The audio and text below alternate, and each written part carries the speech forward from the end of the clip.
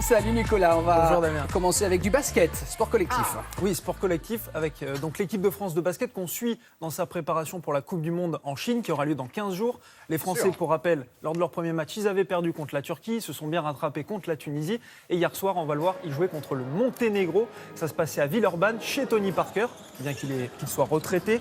Match difficile, entame très difficile, surtout pour les Français face à cette équipe du Monténégro très physique, rugueuse.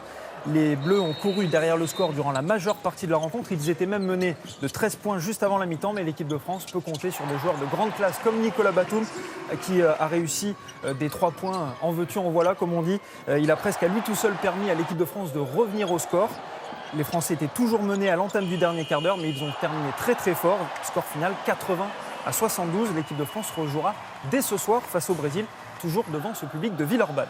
Après sa victoire au match aller en Hongrie, Strasbourg devait assurer devant son public pour valider sa qualification en barrage de Ligue Europa. Il y avait eu 1-0 à l'aller et il y a eu 1-0 au retour face au Lokomotiv Plovdiv. Le seul but de la rencontre, vous le voyez, il intervient rapidement dès la 7e minute. Il est inscrit par Kevin Zoe. Après ça, plus rien ou presque durant toute la partie. Thierry Lauré, l'entraîneur, avait fait tourner beaucoup de remplaçants. Du coup, c'était pas très très bien huilé du côté du collectif strasbourgeois. Il faudra faire mieux dès jeudi prochain parce qu'en barrage, ils affronteront l'Eintracht Francfort qui était demi-finaliste, les Allemands. Oui, ça vous étonne, mais ils étaient demi-finalistes. Non, vous le prononcez super bien, c'est ça que je veux... L'Eintracht Francfort. Ja, Ouais. gut. Donc ce sera presque un derby puisqu'ils sont à seulement 200 km de Strasbourg. Il y aura 15 000 supporters allemands. Ça va être un barrage qui va être très très chaud et on espère que les Strasbourgeois pourront faire un bon résultat au match aller. On l'espère. Allez, direction les États-Unis pour prendre des nouvelles de nos tennismen français. Il n'en reste plus que 2, Damien. Ah, C'est pas mal, ils étaient 3 bien, hier soir. ouais, non, c'est Il n'y a bien. eu qu'un éliminé, c'est Adrien Manarino, mais on va voir les images de ceux qui restent, à commencer par Lucas Pouille, qui avait fort à faire face à Kachanov, le 8e joueur mondial, en tout cas tête de série numéro 8 de ce tournoi. Il a perdu la première manche, Lucas Pouille, au tie-break, mais derrière, belle réaction du Français devant Amélie Mauresmo, sa coach. Et puis le nordiste a pris les commandes dans l'échange. Il s'est montré beaucoup plus offensif et ça a payé. Victoire convaincante en 3-7. La dernière fois qu'on a vu Lucas Pouille aussi en forme, c'était en tout début d'année. C'était à l'Open d'Australie. Il avait perdu contre Novak Djokovic, mais là, il aura l'occasion de prendre sa revanche face aux Serbes. Dans l'autre partie de tableau, il y aura aussi un Français, Richard Gasquet, que vous avez reconnu. Il s'est qualifié en battant Diego Schwartzmann. Une petite frayeur dans la première manche. Il a dû sauver 2 balles de 7.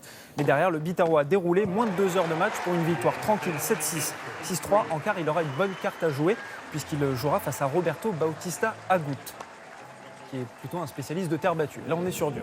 Et puis, on va voir l'une des surprises de la nuit, parce que ça va être l'élimination de Roger Federer. On va le voir, on l'attend. Et oui, petite déception pour les fans du Suisse, qui a été battu par l'étonnant Andrei Rublev, jeune Russe de 21 ans, qui, à mon avis, en dessert, doit aimer les petits Suisses, parce qu'il avait battu Stan Wawrinka au tour précédent. Donc là, voilà, face J'aime bien aux votre compatriotes. petite vanne sur les petits Suisses. Merci Bien. beaucoup. Je t'en prie. Là, c'est sûrement la plus belle victoire de sa carrière au jeune Russe. Victoire sans appel 6-3, 6-4 face au numéro 3 mondial, évidemment, Roger Federer.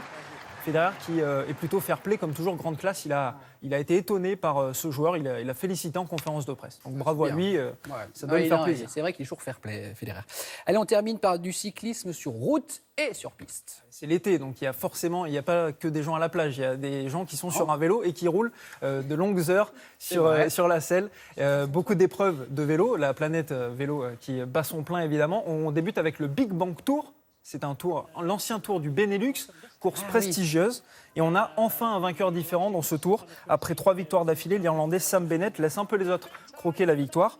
Le Belge Tim Willems de l'équipe Lotto Soudal a remporté la 4e étape. Il était parti dans une échappée de 3 coureurs et il a battu, regardez, à la photo finish, le Suisse Marc Hirschi. Les 2 hommes ont passé la ligne d'arrivée ensemble, mais c'est bien le Belge qui l'emporte. Et il fait coup double puisqu'il prend la place de leader au général. Sam Bennett, qui était leader largement jusqu'ici, est seulement 4e. Et puis on part sur la piste avec le champion du monde en titre du kilomètre. Vous le voyez ici, c'est Quentin Lafargue. Il a remporté son 4e titre de champion de France dans cette discipline sur le Vélodrome national de Saint-Quentin-en-Yvelines. L'an dernier, il avait terminé 2e derrière Michael Dalmeda. Cette fois-ci, le Girondin a pris sa revanche sur le double médaillé olympique avec un temps d'1 minute et 682 millièmes. On est très précis. Et puis chez les dames, vous le voyez, c'est le keirin, l'épreuve du keirin, l'une des épreuves les plus spectaculaires avec beaucoup de monde sur la piste. Et Mathilde Gros enchaîne avec une 3e médaille en autant de courses dans ces championnats de France. La pensionnaire de l'US Créteil avait déjà gagné sur le 500 mètres départ arrêté. Elle avait gagné hier lors de la vitesse individuelle, on en avait parlé.